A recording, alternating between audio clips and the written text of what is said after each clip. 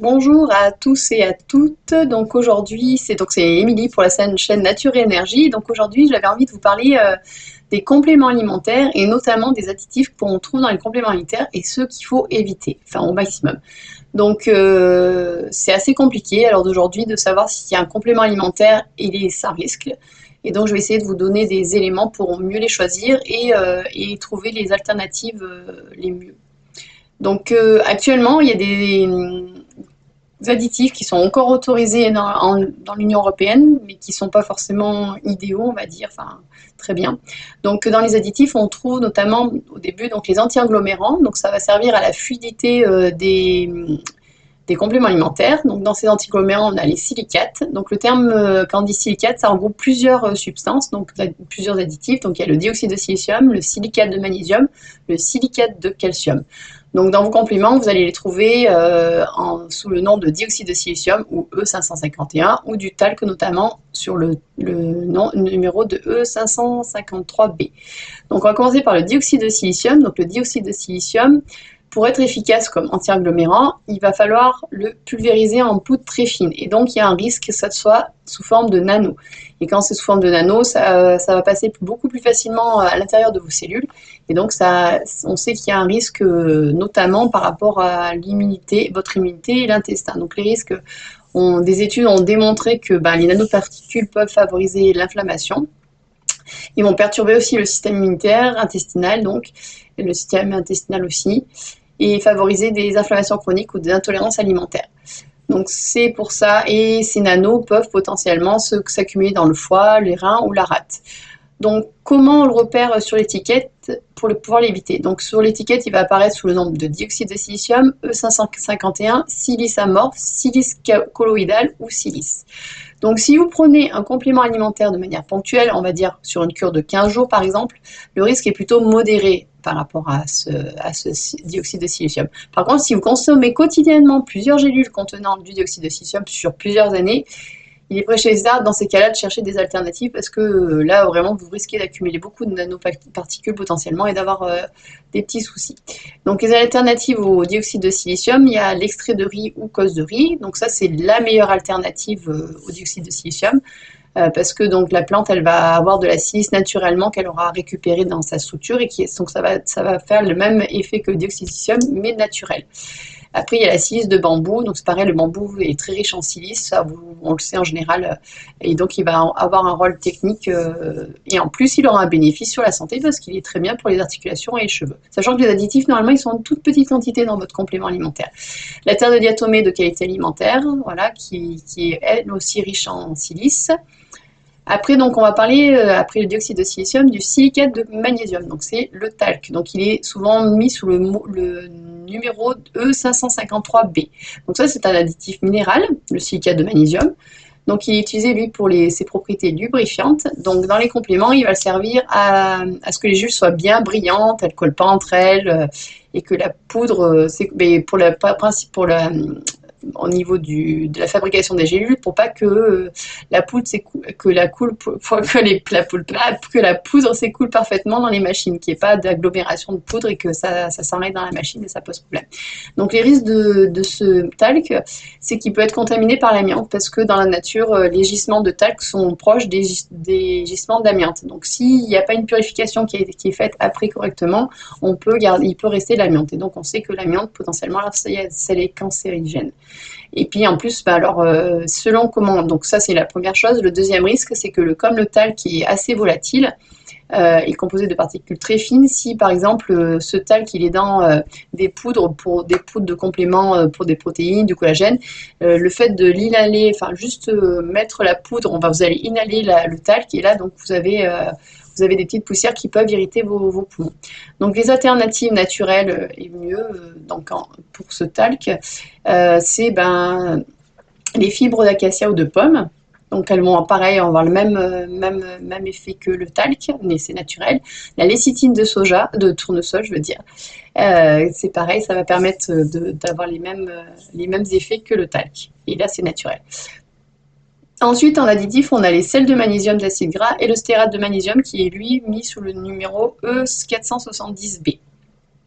Donc ça, ce sont des additifs qui sont très fréquents dans les compléments alimentaires. Ils vont servir d'agent de texture et surtout de lubrifiant. Ils empêchent donc la poudre, pareil, de coller aux machines industrielles lors de la mise en gélule ou la compression des comprimés. Alors la problématique, donc ça peut être d'origine végétale, donc plus souvent c'est l'huile de palme ou l'huile de colza, mais ça peut être aussi d'origine animale, donc dérivé de la graisse animale du porc ou du bœuf. Ça peut poser donc voilà, si vous êtes végétarien ou vegan, ou si vous êtes au niveau religieux, vous ne pouvez pas prendre du porc, voilà, ça peut être pas top du coup. Et puis ça peut être aussi à base ça peut être des OGM aussi, si ça vient du soja ou du coton de grande culture, ils peuvent être aussi d'OGM, notamment si ça ne vient pas d'Europe. Et puis, donc ça va avoir et donc le risque donc déjà il y a l'origine qui est problématique parce qu'on ne sait pas potentiellement d'où ça vient. Et puis après, ça peut être aussi au niveau de la digestion, parce qu'il y a des personnes qui vont avoir qui peuvent avoir du mal à digérer les graisses, et donc ça va être compliqué pour elles de digérer ces sels de magnésium, d'acides gras. Et puis ça peut aussi freiner l'absorption, la libération des vitamines. Le stéarate de magnésium, donc lui, c'est bien le numéro E470B. Lui, il est très courant. Donc lui, pareil, donc c'est comme le sel de magnésium, c'est les mêmes. Hein. Il sert de lubrifiant pour éviter que les poudres donc, ne collent dans les machines d'encapsulage. Donc ça, c'est vraiment pour le procédé technique de fabrication des gélules. Donc lui, il est sûr, a priori, d'après les études, à faible dose, une consommation excessive. Donc là, ça veut dire si vous prenez une dizaine de compléments par jour, ça peut avoir un impact sur votre intestin et freiner du coup l'absorption des nutriments.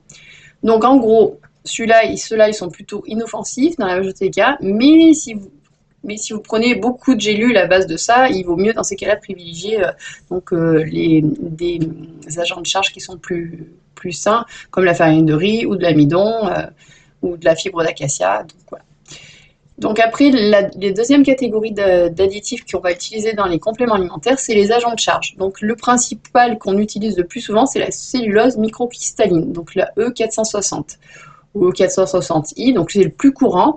En fait, il va servir à donner du volume à votre complément alimentaire, parce que des fois, par exemple, la vitamine ou des petites choses, ça prend pas beaucoup de place dans une gélule. Moi, j'ai par exemple des gélules de vitamine D qui c'est des micro-gélules, elles sont toutes petites, mais dedans il n'y a pas la cellulose microcristalline. Elle aurait été beaucoup plus grosse avec les cellules microcristalline, vous avez eu l'impression d'avoir beaucoup plus de produits, alors qu'en fait c'était juste un agent de remplissage qui ne sert à rien.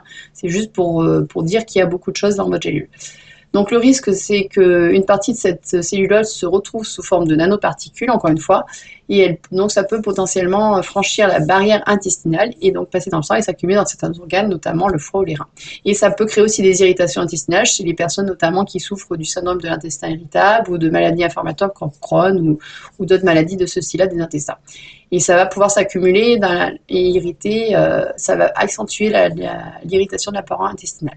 Donc dans ces cas-là, il vaut mieux évidemment choisir des fibres d'acacia ou de la poudre de riz comme alternative naturelle.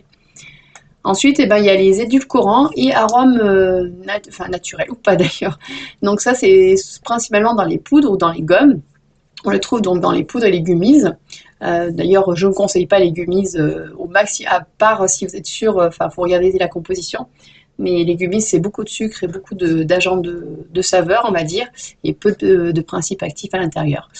Donc dans ces édulcorants, il y en a deux principaux, c'est l'aspartame, donc la E951, et le sucralose, le E955. Donc eux, on les trouve vraiment souvent dans les poudres, hein, quand vous prenez une poudre à boire, protéines, collagène, les boosters pré-entraînement, tout ça. Donc c'est des édulcorants de synthèse, et eux, on suppose qu'ils peuvent perturber le microbiote intestinal et impacter la glycémie. Parce que même si ils n'apportent pas de calories, ils font croire au corps qu'en fait il y a du sucre alors qu'il n'y en a pas. Donc ça peut poser problème au niveau de la glycémie. Donc on va commencer par l'aspartame. L'aspartame, c'est la plus surveillée parce que c'est le mélange de 2 acides gras et de méthanol. L'OMS l'a classé comme potentiellement cancérogène pour l'homme en 2023. Bien que pour en arriver là, il faudrait qu'on en prenne beaucoup. Mais donc, il y a aussi également des troubles neurologiques qui peuvent être associés, des maux de tête, des vertiges, une irritabilité après consommation, et ça peut perturber aussi la digestion. Et la phénylxanthine, cétonurie. Donc ça, c'est notamment pour certaines personnes qui sont atteintes d'une maladie génétique rare et donc du coup, c'est interdit d'utiliser. Après, le sucralose. Alors lui, c'est le plus trompeur des sucres parce qu'en fait, on modifie en fait chimiquement le sucre avec des atomes de chlore. Donc lui, il peut avoir un impact sur le microbiote. Ça peut altérer donc la flore intestinale et favoriser une inflammation de la barrière intestinale. Ça peut créer aussi un pic d'insuline parce que du coup, il y a un fort goût de sucre qui va dire au cerveau, ah, il y a du sucre alors qu'il n'y en a pas. Et donc, ça va créer une sécrétion d'insuline et favoriser potentiellement le stockage des graisses, même sans apporter des calories. Et puis, il est potentiellement génotoxique, donc on suppose qu'il peut endommager l'ADN. Voilà. Dans les deux cas, que ce soit l'aspartame ou le sucralose, c'est un piège métabolique parce qu'en fait, ça fait croire dans les deux cas au corps que il y a du sucre, quoi.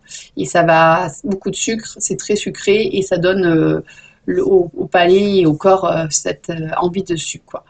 Et ça perturbe aussi la satiété parce que du coup, le corps il se dit ah tiens j'ai du sucre, en fait il n'en a pas et ça va rejaillir notamment sur l'énergie du corps et le métabolisme. Voilà, ça peut augmenter notamment la sensation de faim dans la journée. Donc, comment les éviter? Il y a quand même des possibilités de les éviter.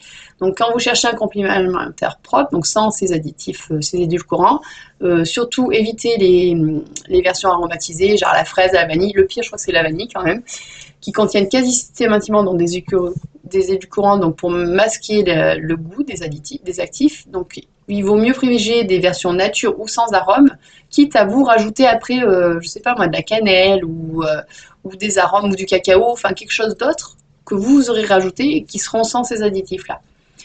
Les compléments sucrés aussi, ça peut être la stevia, donc là, elle est sous le numéro E960 ou le tomatine qui est, elle, sur le numéro E957. Donc ça, c'est des édulcorants naturels qui sont plutôt bien tolérés par l'organisme, donc vous n'aurez pas les effets que vous avez avec l'aspartame ou le sucralose. Et voilà.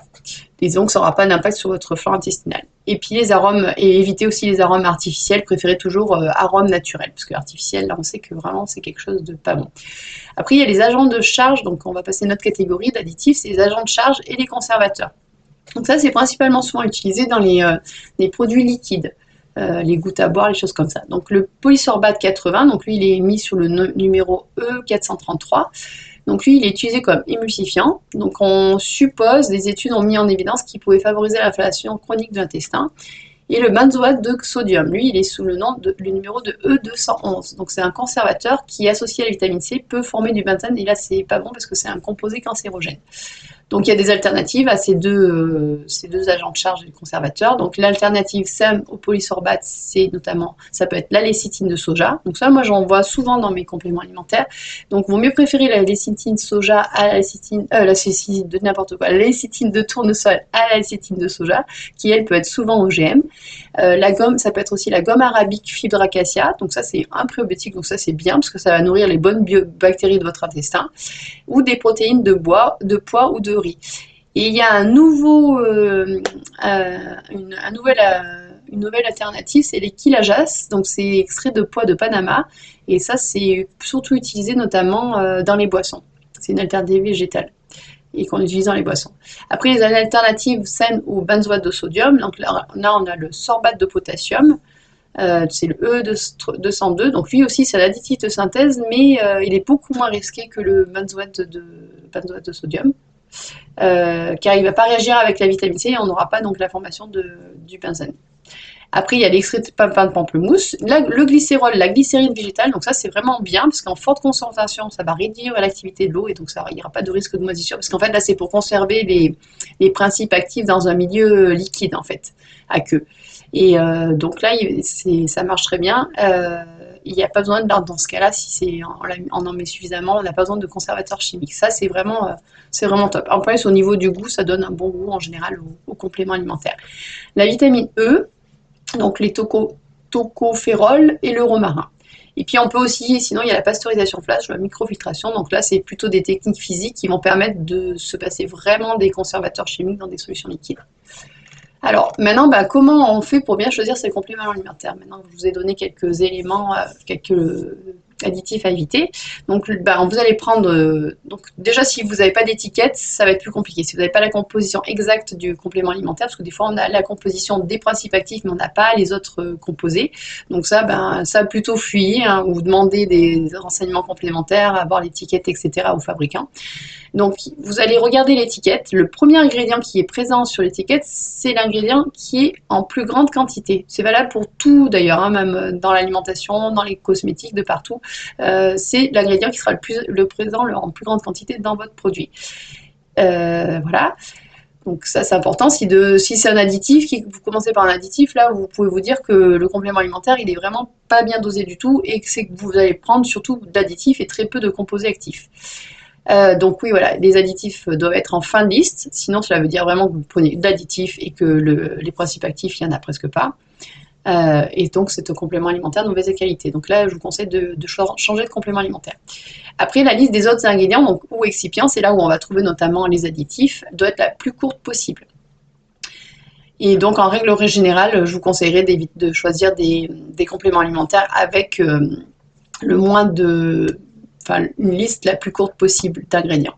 Après, ça dépend parce que, évidemment, si c'est un multivitamine, vous allez avoir beaucoup d'ingrédients plus que juste un magnésium ou voilà, où il n'y a qu'un seul principe actif normalement. Et puis, alors, au niveau des gélules, c'est pour les gélules, privilégiez plutôt des gélules soit végétales, donc HPMC, ou encore mieux en pullulane. Là, elles sont vraiment naturelles, vous êtes sûr que c'est naturel et issu de la fermentation de Tapuka. Donc, elle va protéger encore mieux de l'oxydation, les principes actifs de l'oxydation.